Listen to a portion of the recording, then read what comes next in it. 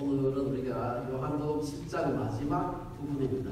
마지막 부분을 떨어뜨릴까 지난 설교에 붙일까 생각을 많이 하다가 주제가 조금 많이 달라요. 포커스가. 그래서 제가 조금 본문이 짧습니다만은 오늘 따로 떼가지고 제목을 십자운반 사자성어에 대해서 한번 이제 어린아이들한테는 이게 무슨 얘기인지 사자가 노동하고 나타나는 그런 얘기입니다. 재밌다. 그리고 동하는 사자성어가 뭔지 십자운반을 이렇게 집중하겠지. 말은 많이 배운다고 해가지고 항상 좋은 거다. 많이 배워가지고 도리어 그게 아주 많이 배워가지고 골치 아픈 일이 생길 수 있다. 십자운반입니다. 따라서 십자운반. 십자운반. 그래서 이 제목도 어렵지만 내용도 조금 쉽지 않습니다. 그래서 제가 무슨 얘기를 우리 어린이들한테 할까 생각하다가 제가 이 얘기를 여기 찾다 보니까 적절한 게 없어서 약간 제가 창작 겸 해가지고 어디서 아이디어를 얻어서 얘기를 하라고. 우리 어린이들 잘 한번 보세요. 우리 어린이들을 위한 동화이기 때문에 어른들 위한 동화도 됩니다. 어떠한 선비가 제가 또 학자죠. 잘 보세요. 선비가 길을 가다가 큰 강이 있었어. 강이 굉장히 넓었는데 그게 건너라고 보니까 나룻배가 있어. 나룻배가 뭔지 조그만 배. 그걸 타고 가는데 그 이제 나룻배를 젓는 사공이 있었겠지. 사공. 아니 사공이 한참 배를 젓고 가는데 강 한가운데쯤 와가지고 큰 바람이 막 얼마나 세게 부는지 폭풍이 일어났어. 배가 막 얼마나 흔들리는지 큰 배는 안 흔들리지만 작은 배는 많이 흔들려. 파도가 치고 막 배가 흔들리고 배에 물이 막 들어오고 선비의 얼굴이 하얗게 질렸어. 겁이 나면 하얗게 질리죠. 그러니까 파랗게 질리기도 한데 완전 하얗게 질립니다.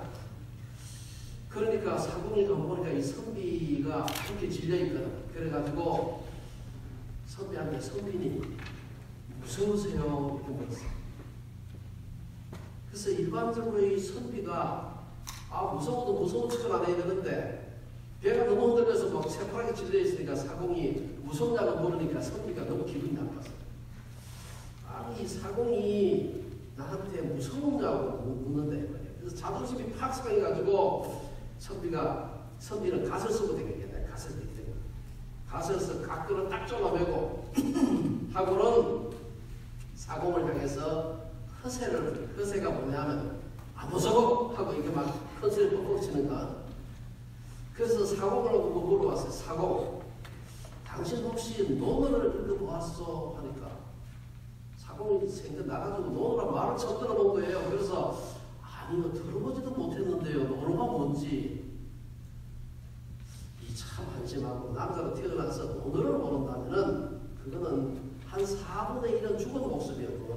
그걸 목숨이라고 갈겨 댕기시오. 하나 더 묻겠는데 혹시 맹자를 읽어보신 적 있나요? 아니 사공이 가만두면 맹자도 성경을 읽어보기는 그냥 맹자라는 말을 처음 들어봤어. 그래서 아니요 그것도 처음 듣는 말인데요 해서 큰일이군. 당신은 반은 죽은 목숨이요. 반은.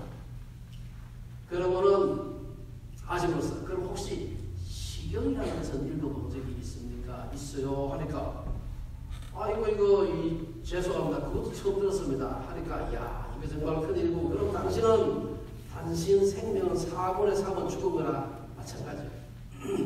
그런데 그 먹고 있는데 여전히 그냥 폭풍은 불고 배에 물이 들어오기 시작하고 정신이 없었는데 잠시 후에 사공이 입을 열었습니다. 선비님 혹시 수영할 줄 아세요? 아니세. 나는 너무 공부를 열심히 한 통에 수영 같은 따위는 배우지 않았네. 그러니까 사공이 뭐라 그랬어. 그러면 선비님의 목숨은 죽은 거나 다름이 없습니다. 이제 이 배놓고 깔아앉을 테니까요. 그러고는 사공은 물에 푹 뛰어들어서 수영에서 밖으로 나왔다는 거예요. 그럼 선비가 어디로 갔겠어요? 오늘 본문은 아무리 율법에 대한 많은 지식을 가지고 있어도 아무리 대단한 학자라도 예수님을 모르고 죽어먹습니다. 오늘 본문은 율법을 잘 알고 있었다고 착각했던 유대교 지도자들, 교권자들이 율법이 가리키는 바 인류의 메시아 대신 예수님을 지금 거리에서, 아주 가까운 거리에서 이렇게 바라보면서도 그분이 메시아요 그리스도라는 사실을 발견하지 못했다는 것. 그래서 오늘 그 교권자들, 그들의 모습을 보면서 어떻게 그들이 죽은 목숨이 되어가고 있나 하는 것을 좀 살펴보려고 하는 것입니다. 오늘 이야기 배경을 좀 살펴보게 되면은 우리가 지난 시간까지 요한복음 7장에서 예수님께서 초막절에 예루살렘으로 가셔가지고 많은 사람을 놓고서 설교하신 내용이 나와요. 그리고 생물 얘기도 나오고 떡 얘기도 나오고 여러 가지 좋은 얘기들이 많이 나오는데, 이 얘기를 들은 많은 무리들은 어떤 사람은 그냥 요새 말로 할렐루야 아멘하고 막 받아들이는데, 어떤 사람은 이상한 소리 하네 하고 아주 그냥 비판적인 사람도 있었습니다. 오늘 본문에는 그 사람들 다음 이어서 제사장, 바리새인 등 당시의 교권자들, 유식한 교권자들하고의 그 부딪힘을 얘기하고 있습니다. 무리들은 무시했지만 그래도 예수님을 믿는 사람도 있었고, 어떤 사람은 제약을 하고 안 믿었습니다만 믿는 사람도 많았습니다. 그런데 이 다양한 반응을 보였던 이 무리들과는 달리 교권자들은 정치적이기 때문에 반대를 위한 반대를 했습니다. 악한 권력이 잘못된 지식하고 만나가지고 도대체 다르게 받아들일 사람이 하나도 없었어요. 오늘 본문은 초막절 제8일인 안식일에 일어난 일이었습니다. 안식일이었지만 교권자들은 공회에 모여가지고, 요새 같은 국회의사당입니다. 모여가지고 아랫사람들, 성전 경비병들을 보내가지고 저 이상한 소리를 하고 있는 예수를 좀 잡아와 체포해와라 하고 명령을 했습니다. 그리고는 그들이 예수님을 잡아오기만을 기다리고 있었습니다. 사실 안식일에 그러니 사람 막 잡아오고 이러면 안 되는데, 안식일에 예수를 체포해와라 하고 성전 경비병들 아랫사람들을 보냈습니다. 오늘 이 이야기는 네 부류의 사람들이 등장하는데, 이 대화에 등장한 세 인물, 세 부류죠. 첫째는 대제사장, 바리새인, 서기관 등으로 대표되는 교권자들, 유식한 사람들이죠.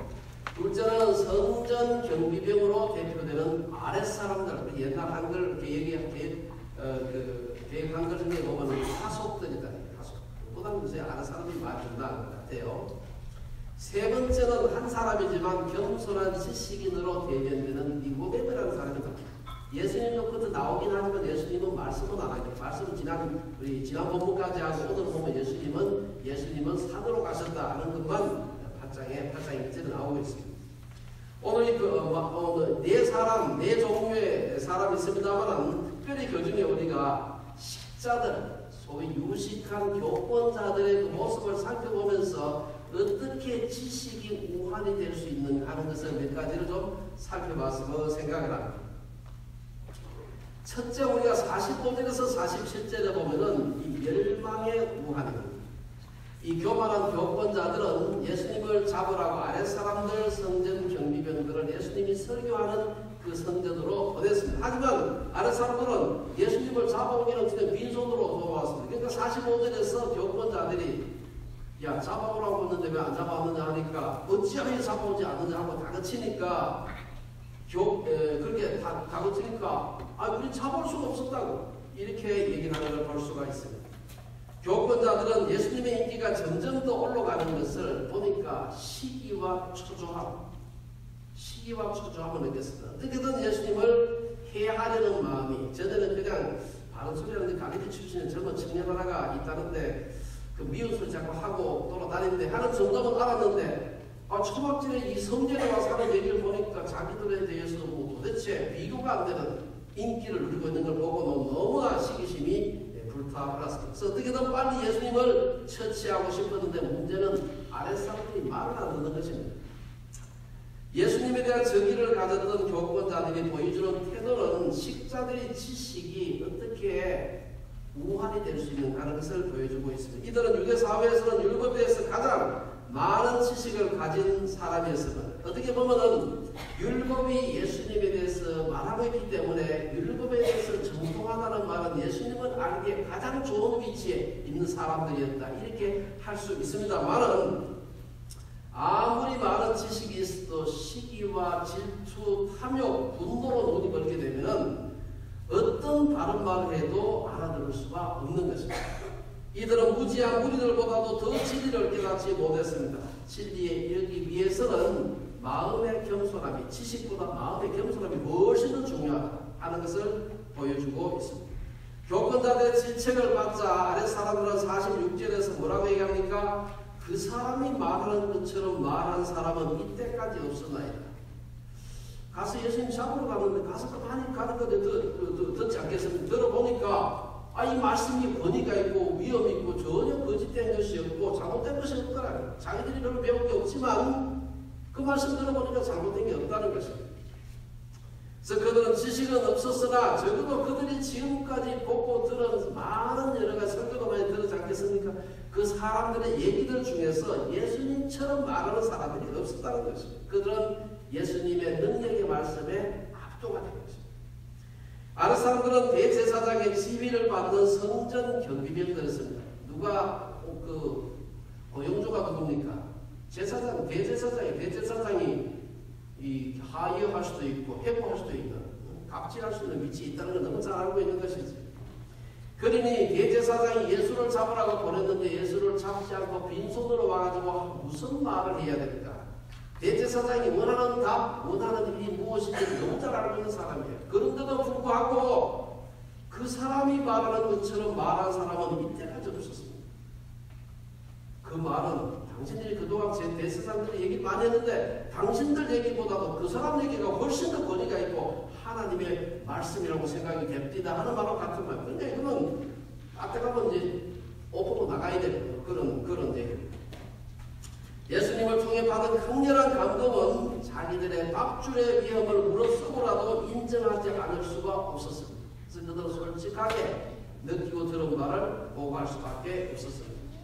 아는 사람들처럼 가방끈이 짧은 사람들은 자기가 이해하기 어려운 일이 있을 때 내가 많이 안 배워서 이해 못하는 거겠지 하고 쉽게 자기의 잘못 인정할 수 있고 다른 사람의 말에 귀를 기울일 수 있습니다.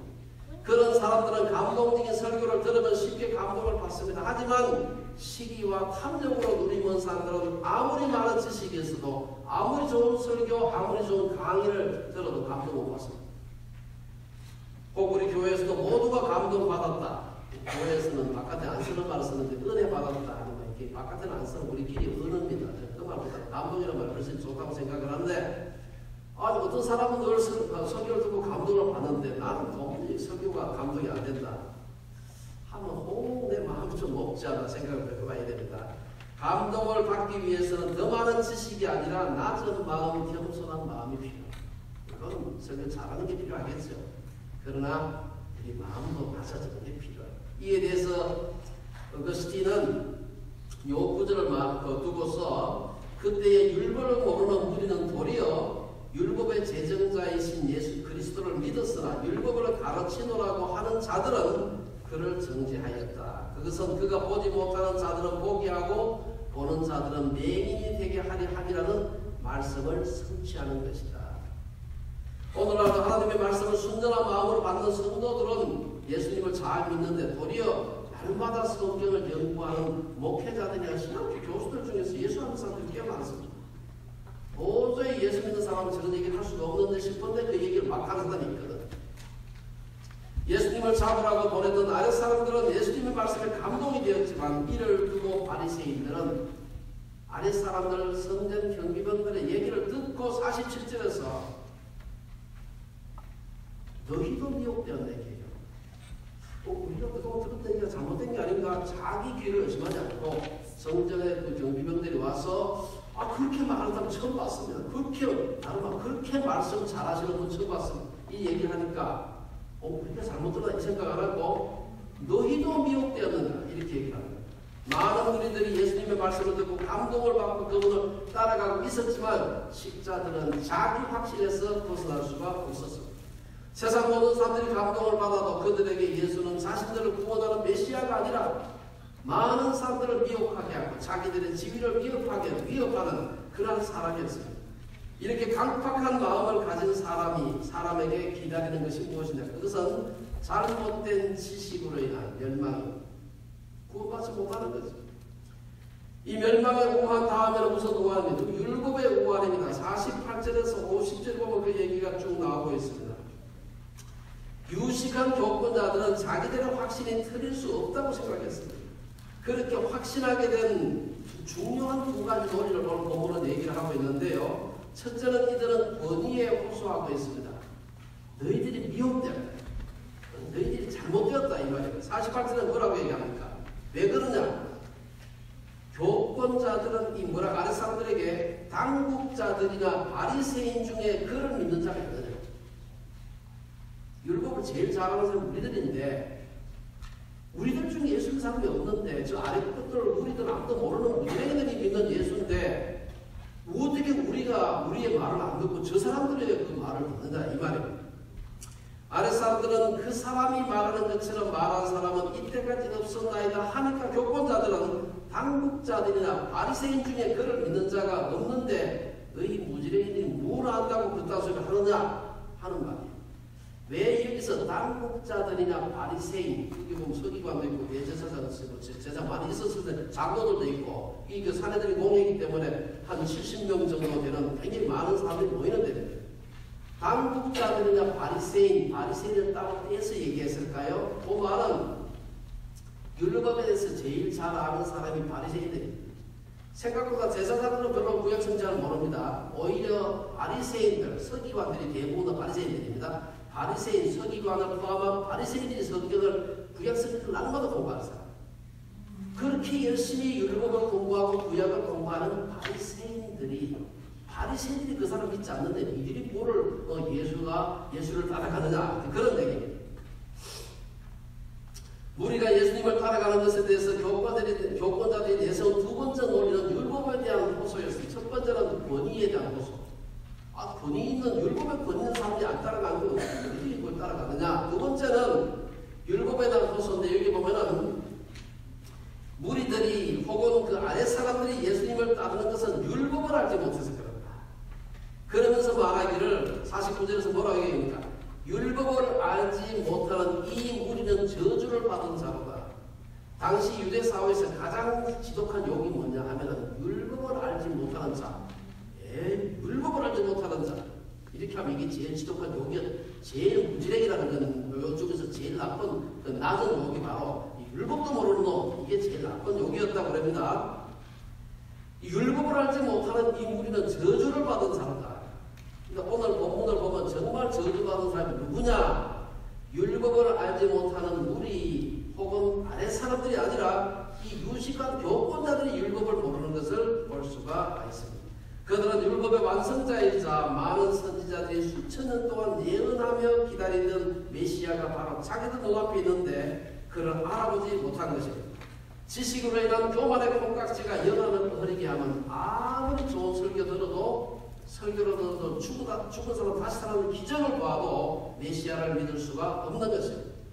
하지만 모든 식자들이 교권자들과 같았던 것은 아니다. 50절에 보면은 사내들인 공회, 즉 교권자들 중에 오늘 본문에 보면 한 사람 곧 전에 예수께 왔던 니고데모라는 사람이 불쑥 나와가지고 이 율법도 모르는 놈들, 당국자들 중에서 예수 믿는 사람 맞느냐 이렇게 막 하고 있는데 그가 이 니고데모라는 사람 앞에 나와서 보면 전에 예수께 왔던 니고데모, 전에는 언제냐면 요한복음 3장에 보면은 니고데모가 밤에 예수님께 나오는 얘기가 나오고 있습니다. 여기 보면 3장 2절에 보면은 니고데모가 밤에 예수께 와서 이르되 랍비여 우리가 당신은 하나님께로부터 오신 선생인 줄 알아요. 하나님이 함께 하시지 아니하시면 당신이 행하시는 이 표적을 아무도 할 수 없음이니이다. 그 얘기를 했던 분입니다. 그래서 전에 하면 그때 예수께 나왔다는 그런 것. 아마 이 당시에 니고데모가 밤에 예수님을 찾아온 것을 보면 혹시나 다른 유대 지도자들이 자기가 예수님 찾아가는 걸 볼까 싶어서 몰래 아마 온 것이 아닌가 그렇게 아마 사람들이 생각을 하고 있습니다. 그때 몰래 예수님 찾아가는데 지금은 많은 사람들이 초막절 마지막 날이니까 많은 사람이 모여있고 사내들이 공개에 수많은 그 교포들이 모여있는 데서 당당하게 공개적으로 나와가지고 예수님을 변호하기 시작한 거예요. 아무도 아마 그때까지 니고데모가 예수님을 믿는 사람이라는 것을 몰랐던 건가요? 갑자기 그 자리에 벌떡 일어나가지고 앞에 나가서 예수님을 변호하는 것입니다. 유시간 교권자들은 결국 자신들이 가진 율법을 잘 알고 있고 율법은 메시아에 대해서 예언하기 때문에 예수가 정말 메시아라면 자기들이 가장 먼저 알아봤을 것이라고 큰 소리 쳤습니다. 그래서 그들은 예수님을 메시아라고 하는 자들을 율법을 모르는 저주를 받은 자들이라고 비난했습니다. 하지만 교권자들은 바로 자신들이 율법을 모르는 율법의 저주를 받은 자들임을 알지 못한 것입니다. 그 이유를 다시 한번 이제 좀 니고데모 얘기와 더불어서 한 번 더 보다 왜 그러냐 51절에 보면 세 번째 그 얘기가 나와요. 이거 뭔가면 자충수의 우환이에요. 유시가 교권자들의 자충수를 누가 폭로했느냐? 겸손한 식자 니고데모였습니다. 오늘 니고데모에 대한 기록을 보면은 요한복음 3장 1절에 보면 그는 유대인의 바리새인으로서 바리새인이라고 하는 성경을 열심히 공부한 사람이라고 했죠. 성경을 열심히 공부했던 바리새인이면서 유대인의 지도자였다. 요한복음 3장 1절에 그렇게 되어 있습니다. 요한복음 3장 10절에 보면 그는 이스라엘의 존경받는 선생이었다. 이 말은 이스라엘에서 굉장히 유력한 사람, 사내들인 공회원 중에 한 사람이었습니다. 그 당시에 우리는 국회의원 정도 되는 상당히 높은 사람이었습니다. 이런 니고데모가 바리새인이요 이스라엘의 선생이라는 말은 그가 율법을 잘 아는 랍비였다는 거예요. 유대인의 지도자이고 공회원 중에 한 사람이고 교권자 중에 한 사람이란 말이에요. 그런 그가 사내들인 공회에 나와서 동료 모든 교권자들이 예수님을 부인하기 위해 사용했던 두 가지 중요한 원리, 교권자들 중에서 지도자들 중에서 예수님 사람이 있느냐, 또 하나 율법을 몰라서 지금 그렇다고 소리하고 있다. 이 두 가지 논리를 정면으로 반박하는 것을 볼 수가 있습니다. 우선 당국자들이나 바리새인 중에 그를 믿는 자가 있느냐라고 한 교권자들의 주장은 자기 자신이 예수를 믿는 것을 통해서 그 자기 자신이 존재하는 자체가 반박이 되는 거예요. 자기가 지금 당국자고 바리새인 중에 한 사람인데 자기는 예수를 믿고 예수를 인정하고 믿는 사람이기 때문에 자기가 예수를 변호하고 나선다는 자체가 그 사람은 말이 틀렸다는 것을 증명하는 것입니다. 두 번째 문제는 바로 교권자들이 율법을 따라 행치 않는 겁니다. 거기 보면 율법을 모르는 사람이라고 했는데 51절에서 니고데모가 그 유식한 교권자들을 향해서 뭐라고 합니까? 우리 율법은 당신이 하는 율법이나 내 율법이나 우리 모두 같은 율법이라 내게요. 우리 율법은 사람의 말을 듣고 그 행한 것을 알기 전에 심판하는 거예요. 이게 실제로 구약성경에 나오는 얘기입니다. 그는 예수님을 체포하는 데만 몰두한 나머지 예수님의 말과 행동을 제대로 알아보지도 않고 예수님을 체포해서 어떻게든 죽이려고만 했던 이 사람들의 잘못을 지적하고 있는 것입니다. 아마 니고데모도 처음 예수님을 만나기 전에는 다른 교권자들과 비슷한 생각을 했을지 모릅니다. 그런데 예수님을 친히 만나고 그분의 말씀을 들어보고 그 밤에 만났을 때만 아니라 그 뒤에도 예수님에 대해서 관심을 가지고 그 예수라는 그 갈릴리에서 온 선생의 얘기에 대해서 아마 직접 듣기도 했을 때고 남이 하는 얘기를 들었을 거예요. 많은 얘기를 듣고 난 뒤에 예수는 절대로 잘못된 사람이 아닙니다. 예수는 메시아 하는 것을 알고 있었습니다. 여기 보면 그 구약에 보면 신명기 같은 데 보면은 어떤 사람을 판단하기 전에 재판하기 전에 자세히 조사해봐. 신명기 17장에 보면 14절에 그 얘기가 나옵니다. 재판에 관해서 특별히 기록하고 있는 그 율법의 신명기에 있는 율법을 보게 되면은 신명기 1장 16절 같은 데 보면은 재판장에 있는 사람, 재판장들에게 명하기를 뭐라고 얘기하는가 하면은 너희가 너희의 형제 중에서 송사를 들을 때에 쌍방간에 공정히 판결할 것이며 그들 중에 있는 타국인에게도 그리할 것이다. 재판은 하나님께 속한 것인즉 너희는 재판할 때에 외모를 보지 말고 귀천을 차별 없이 듣고 사람의 낯을 두려워하지 말 것이며 스스로 결단하기 어려운 일이 있거든 내게로 돌리다. 내가 들으리라. 신명기 19장 15절에 보면 사람의 모든 악에 관하여 또한 모든 죄에 관하여는 한 증인으로만 정할 것이 아니요 두 증인의 입으로나 또한 세 증인의 입으로 그 사건을 확정할 것이며 그렇게 쉽게 그 사람의 말을 제대로 살펴보지도 않고 마구 사람을 잡아들이고 재판하고 판단할 것이 아니라는 거예요. 그건 율법의 정신이 아니고 율법을 당신들이 지킨다고 하는데 그 율법에 어긋나는 일이다. 지금까지 아마 교권자들은 니고데모가 비밀스럽게 예수님을 따르고 있었음을 아마 이들이 나머지 사내들이 공회원들이 모르고 있었던 것 같아요. 그래서 율법을 잘 알고 있는 사내들이 공회 지도자 중 한 사람이 니고데모가 자기들을 정면으로 반박하고 나서니까 움찔하고 거의 당황한 것이죠. 그는 교권자들이 주장했던 두 가지 논리를 학살했습니다. 권위자들이 호소하는 것과 율법에 호소하는 것, 둘 다 말이 안 된다. 교권자들이 아랫 사람들이 율법을 모르는 무지랭이라고 멸시하니까 니고데모는 율법을 모르는 자들은 여기 있는 아랫 사람들이 아니고 바로 율법을 별매기면서 다른 사람을 멸시하는 당신들입니다. 그렇게 쏘아붙였습니다. 니고데모 주장은 율법에 합당을 권하는 논리 정연하고 교권자들의 자충수를 잘 지적하고 있습니다. 니고데모의 강력한 반론으로 인해서 예수님을 체포하려던 교권자들의 시도는 결국 무산됐습니다. 예수님의 때가 안 되었기 때문에. 예수님의 때는 언제나 그 초막절로부터 6개월 뒤, 그 다음 4월, 지금 10월인데 그 다음 4월, 6월쯤이 돼야 예수님의 때가 되기 때문에 그때 잡히는 거죠. 지금 잡힐 때가 아닌데 그 초막절에 잡히지 않게 된 굉장히 중요한 원인이 바로 니고데모가 나서서 강력하게 항변을 했기 때문에. 마지막으로 이 식자들이 아주 중요한 우환이 아닌 게 뭔가 무지의 우환입니다. 사실 이 유식한 자의 가르쳐가지고 무지의 우환이라 그러면 이 앞뒤가 안 맞는 것 같습니다만 교권자들은 스스로 율법의 유식한 자들이라고 웃어냈지만 니고데모가 나서서 지식한 것을 보면서 이들의 무지가 여지없이 사람들 앞에 드러난 것을 볼 수가 있습니다. 교권자들은 니고데모가 반발하고 나서니까 조금 전에 마구 무시했던 이 아랫 사람들이나 무리들하고는 이 니고데모는 지위가 다른 사람이 마구 누를 수 있는 사람이 아니라는 것을 잘 알고 있었습니다.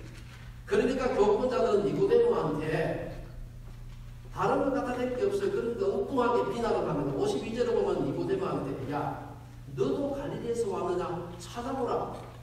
갈릴리에서는 선지자가 나지 못하느니라. 여기 찾아보라는 건 성경 좀 읽어봐라 이 말이에요. 사실은 그 니고데모가 성경 선생이 아니에요. 바리새인이고 성경 선생인데 성경 찾아보라. 어디에 그 메시아가 갈릴리에서 나온다는 얘기가 있느냐 하고 지금 비난을 하는 것입니다. 물론 교권자들은 니고데모가 갈릴리 사람이 아니라는 것을 너무 잘 알고 있을 거예요. 니고데모는 예루살렘 사람입니다. 그런데 어떻게 해서 갈릴리 사람이 예수를 배우느냐 너도 갈릴리에서 와서 그러느냐 하고 지금 빈정거리는 말로 너도 갈릴리에서 왔느냐 이렇게 비난하는 것입니다. 당신은 갈릴리 출신도 아닌데 어떻게 갈릴리 출신의 예수를 배우하느냐 이 말입니다. 교권자들은 갈릴리에서는 선지자가 나지 못하는데 왜 갈릴리 출신의 예수를 메시아, 구약에서는 그 선지자라고 얘기하는데 그 선지자라고 하는가라고 묻는 것입니다.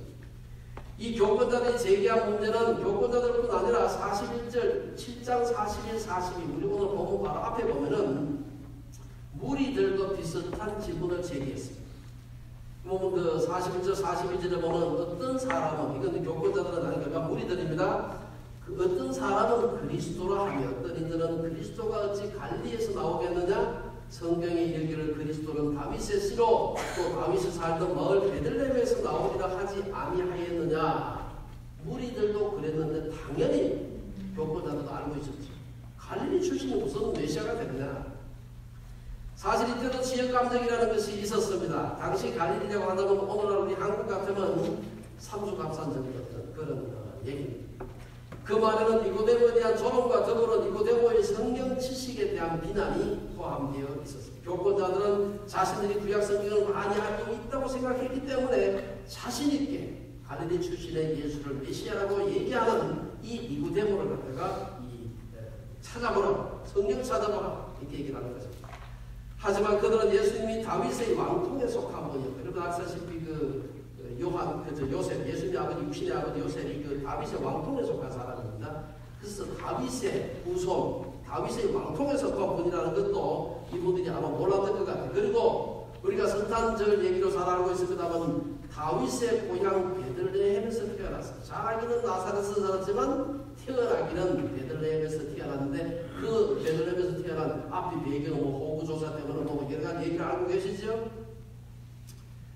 그들이 그걸 몰랐다는 것이죠. 그래서 우리가 이 사람들이 예수님에 대해서 예수님이 정말 다윗의 동네 다윗의 고향인 베들레헴에서 다윗의 왕통으로 태어났다는 사실을 모르고 있는 것입니다. 교권자들은 갈릴리에서는 선지자가 나지 못하느니라고 했지만 이것은 이들의 무지를 나타내는 것입니다. 여기 보면은 선지자가 나지 못한다는 말은 이 선지자는 꼭 메시아만 얘기하는 게 아니에요. 갈릴리같이 그렇게 힘들었는 그 외방에서는 삼수갑산에서는 선지자가 나올 수 없다. 그런데 사실은 구약에 보면요 갈릴리 출신 선지자가 좀 있습니다. 우선 여러분 잘 아는 요나가 갈릴리 출신입니다. 그러니까 이 말 자체가 틀린 거예요. 그리고 정확하지는 않지만 성경학자들은요 호세아, 나움, 엘리야, 엘리사, 아모스 이런 사람들도 정확하게 안 돼 있지만 앞뒤로 봤을 때 아마 갈릴리 지역 출신의 가능성이 있다고 봐요. 그 확실한 거는 이 요나는 확실히 그쪽 동네 출신입니다. 어쨌든 이런 걸로 보더라도 이들이 자기가 율법을 구약을 잘 알고 있다고 주장을 했지만 사실은 그들이 율법을 잘 모르고 있었다는 것을 알 수가 있습니다. 무지로 인한 우하는 것을 볼 수가 있습니다. 이제 53절에서 오늘 마지막 8장 1절까지 잠깐 보면은 오늘 본문의 마지막 절과 8장 1절 8장과 11절까지 오늘 본문 아닙니다만 이거는 사고학적인 논쟁이 있는 부분입니다. 여러분 그 보면은 성경에 보면은 7장 53절 7장 제일 마지막 절부터 8장 11절까지 이렇게 끝세프렇게 이런 거 보셨죠? 이렇게 되어 있죠. 묶어놨어요. 왜 묶어놨는가 하면은 사본들 중에서 중요한 사본에는 그 얘기가 빠져 있습니다. 그리고 물론 다른 또 몇몇 사본에는 들어 있습니다. 그래서 이렇게 묶어놓은 겁니다. 원래 요한이 썼던 아마 초기 첫 원고입니다. 지금 원고 남아있지 않습니다만 거기는 아마 없었을 것이라고 지금 생각하고 있습니다. 어쨌든 간에 이 부분들도 많은 성경학자들은 요한의 저작이다라고 받아들이기도 합니다. 어쨌든 이런 사고학적 논쟁만 무관하게 오늘 마지막 부분인 7장 53절과 8장 1절에서는 뭐라고 얘기합니까? 이 끝세하고는 다 각각 집으로 돌아가고 예수는 감람산으로 가시니라. 이 구절은 우리에게 주는 메시지가 하나 있습니다. 저는 생각해 봤을 때 이 초막절 마지막 날에 예수님이 우리가 오늘은 아닙니다만 이제는 우리가 볼 때 그 무리들한테 얼마나 많은 설교하시고 또 비난도 받으시고 뭐 얼마나 큰 참 피곤한 하루를 보내셨겠습니까? 또 마지막에는 제사장들 그 당국자들이 보낸 또 체포하는 체포조가 또 와가지고 듣고 있는데 이런 하루를 보냈으니 요새 말하면 아주 얼마나 조스터 됐습니까? 완전히 아마 탈진을 했습니다. 그 경동을 벌인 후에 대제사장, 바리새인, 아랫사람들, 무리들, 군중들 다 집으로 돌아갔다. 집으로 간다는 말은 진리를 두고 메시아를 두고 치열한 공방을 벌였지만 그 일이 끝나자 사람들은 아무 일도 없었다면서 자기 집으로 자러 간 거죠. 보통 사람이지. 이에 비해서 8장 1절에는 뭐라고 얘기합니까? 예수는 감람산으로 가십니다. 천이 말씀이 없어서 은혜가 됐습니다. 얼마나 피곤했을까? 감람산으로 가셨다는 것은 단순한 삶의 자리로 돌아가셨다는 말이 아닙니다. 하나님과 더욱더 깊은 교제 속으로 들어가셨다는 말입니다. 우리 자신의 집으로 돌아가는 것, 일상의 삶이 거룩하지 않다는 것이 아니라 영적 대결의 강도가 강해질수록 우리 삶 속에 감람산이 필요하다는 것을 의미합니다. 우리 모든 사람들의 신앙의 표준이 되시는 예수님은 격한 토론과 설교의 시간을 보내시고 완전히 기진맥진한 상태에서도 밤에는 집보다 집이라는 것은 가면 쉰다는 의미가 있잖아요. 근데 감람산에 가는 건 쉬러 가는 게 아니에요. 그는 뭐 뒤에 얘기는 없지만 기도하러 가십니다. 결론적으로 몇 가지 얘기하고 마치겠습니다. 오늘 본문은 유식한 교권자들이 자신들의 교만으로 인해서 겪게 되는 4가지 무한들을 소개하고 있습니다. 물론 우리는 지식 자체가 악하다고 생각해서는 안 됩니다. 오늘 우리 한국 교회를 휩쓸고 있는, 전 특별히 제가 연구하는 분야와 관련해서 창조론과 관련해가지고 한국 교회를 휩쓸고 있는 반지성주의는 결코 기독교적이라고 할 수 없습니다. 지식은 하나님 나라를 위해서 선하게 사용될 수 있습니다. 오늘 우리 본문에서 보았듯이 니고데모와 같은 사회적인 혹은 종교적인 지위가 높은 사람들은 복음을 전해도 보통 무리들이 전하는 거하고는 이게 좀 영향력이 달라요. 니고데모는 자신의 모든 사회적 종교적 지위가 위험할 수 있는데도 공개적으로 예수님을 변호하는 것을 볼 수 있습니다. 지식이 많고 사회적 영향력이 큰 사람이 예수님을 변호하게 되면 그렇지 않은 사람보다 훨씬 더 큰 영향력을 행사할 수가 있습니다. 니고데모는 많이 배운 사람이었지만 요한복음 3장에서 예수님을 한번 방문하고 예수님을 믿게 됩니다.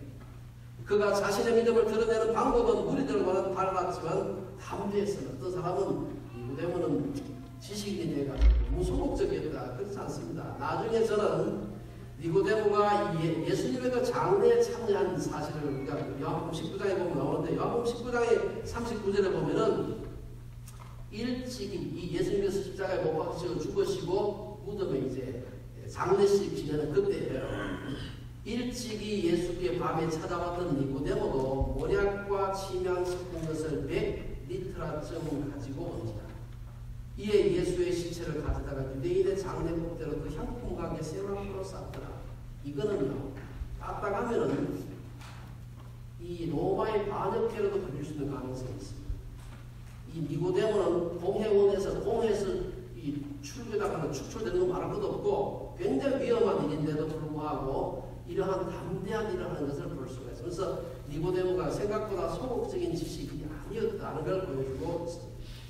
지식은 어떻게 사용하는 자에 따라서 축복이 될 수도 있고 우환이 될 수도 있습니다. 오늘 본문은 니고데모와 교권자들의 모습을 통해서 어떤 사람에게는 지식이 축복이 되지만 어떤 사람에게는 우환이 될 수도 있다는 걸 보여주고 있습니다. 자신의 탐욕과 기득권 유지를 위해서 양심의 소리, 성령의 음성을 무시한다면 지식은 우환이 될 수가 있다는 것입니다. 그런 사람은 지식이 많으면 많을수록 더욱더 큰 우환을 겪게 되는 것입니다. 오늘 본문에 등장하는 유식한 교권자들의 경우는 대표적으로 십자 우환의 예를 볼 수 있습니다. 교권자들은 스스로 유식하다고 착각했습니다. 그들은 진리 자체가 아니라 죄악된 인간의 권위에 호소했고 스스로 율법을 잘 알고 있다고 하면서도 율법에 무지했습니다. 율법의 정신은 다른 사람을 사랑하기보다 다른 사람을 멸시했고 지역에 대한 선입견으로 사람들을 예단하고 저주했습니다. 그로 인해 교권자들은 교만의 우환, 율법의 저주의 우환, 자충수의 우환, 무지의 우환에 빠진 것입니다. 모노와 맹자 등 사서삼경을 뺐던 선비와 같이 교권자들은 율법을 빼고 있었지만 결국 예수님을 믿지 않음으로 인해서 죽은 목숨이 된 것입니다. 제가 이전에 몇 차례 소개한 적이 있습니다만 끝으로 우리 한번 복창을 한번 했으면 좋겠습니다. 한번 따라해 보시기 바랍니다. 겸손한 사람은 자기의 교만을 회개하고 교만한 사람은 자기의 겸손을 자랑한다. 겸손한 사람은 왜 이렇게 교만할까? 그런 생각이 드는 분 있습니까? 그럼 그건 그만큼 겸손하다. 나만큼은 겸손했다. 이런 사람은 아주 교만한 사람. 겸손한 사람은 자기의 교만을 회개한다. 나만은 너무 교만하다. 교만한 사람은 자기의 겸손을 자랑한다. 나만큼만 겸손하다. 굉장히 아이러니컬한 것입니다. 교만이라는 경우는 다른 사람은 다 아는데 자기만 모르는 경우. 나는 왜 이렇게 겸손할까? 그래서는 교권자들과 같이 지식이 우환이 되는 사람이 아니라 니고데모와 같이 지식이 축복이 되는 우리 주님의 온 식구들 되시기를 주의 이름으로 축원합니다.